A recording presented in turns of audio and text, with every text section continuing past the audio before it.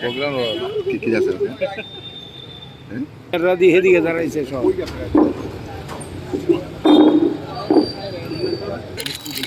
আছে আই আজি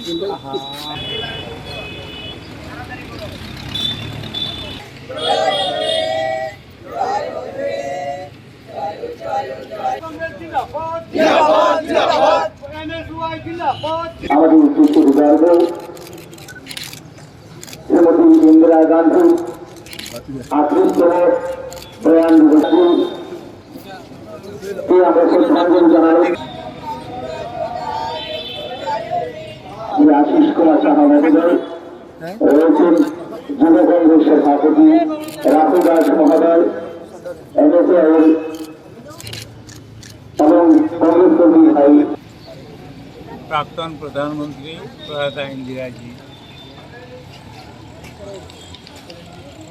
1944 সালে এই 31 অক্টোবর ওনার দেহরক্ষীর দ্বারা ভারতবর্ষকে অখণ্ড রাখার জন্য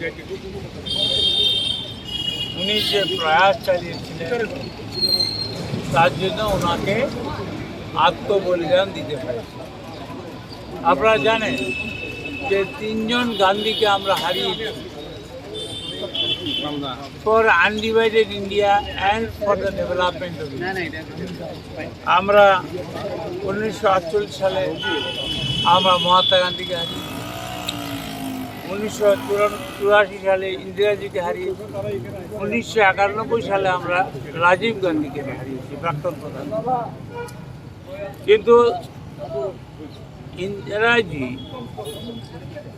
20 দফা যে কর্মসূচি নিয়েছিল সেটাই আজকে ইউপিএর আমলেও এগুলি রূপান্তরিত হয়েছিল এবং আজকে যে জনপ্রতিনিধি যে সরকারটা দিল্লিতে আছে জুমলা সরকারটা, ওরা ওইগুলিকে ওই প্রকল্পগুলিকে ভাঙিয়ে ভাঙিয়ে এই নাম ওই নাম করে ওরা এখন ভারতবর্ষে লোককে ধোঁকা দিচ্ছে। এটা তো ঠিক 1971 সালে বাংলাদেশ স্বাধীন হয়েছিল, তার জন্য সম্পূর্ণ কৃতিত্ব আমাদের প্রয়াতা প্রধানমন্ত্রী ইন্দিরাজি। ইন্দিরাজি গরিবী হটাও ডাক দিয়েছিলেন।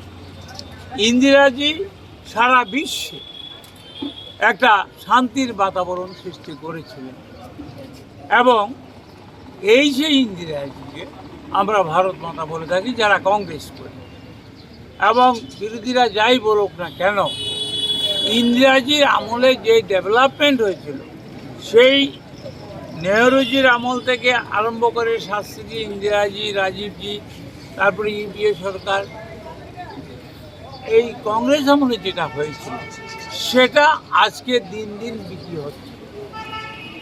কংগ্রেস গড়ে দিয়ে গেছিল আর জুমলা সম্রাট মোদি সব কিছু এখানে কিছু কিছু বিক্রি করছে। আর ত্রিপুরার কথা তো বলে লাভই নেই, ওরা বিভিন্ন অসামাজিক কাজ করছে এবং ওরা আজকে নারীরাও আজকে সুরক্ষিত নয়, বেকাররা আজকে সুরক্ষিত নয়, কর্মচারীদের দিয়ে আজকে পাওনা মোর দেন 27%। আজকে তারা যা বলেছিল ডকুমেন্টে, ভিশন ডকুমেন্টে 299 একটা কথাও রাখেনি। আমরা ইন্দিরাজির আজকে এই মৃত্যুদিনে আমরা এটাকে স্মরণ করছি এবং আমরা কথা দিচ্ছি ইন্দিরাজির আদর্শ, রাজীবজির আদর্শ, নেহরুজির আদর্শ, গান্ধীজির আদর্শকে সামনে রেখে আমরা আগামী নির্বাচনে কংগ্রেসের নেতৃত্বে সরকার আমরা করব। আমাদের রাজ্যের নেতৃবৃন্দরা ইন্দিরা গান্ধীর মৃত্যুবার্ষিকী অত্যন্ত শ্রদ্ধার সঙ্গে রাজ্যের প্রাক্তন মুখ্যমন্ত্রী শ্রদ্ধেয় শ্রী সমীর রঞ্জন বর্মন মহোদয় উপস্থিত আছে জানাচ্ছি কংগ্রেস ভবনে 30 অক্টোবর ভারত।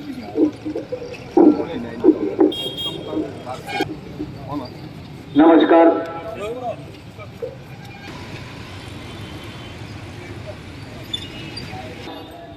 রাজ্যের প্রাক্তন মুখ্যমন্ত্রী শ্রদ্ধেয় শ্রী সমীর রঞ্জন বর্মন মহোদয় উপস্থিত আছেন।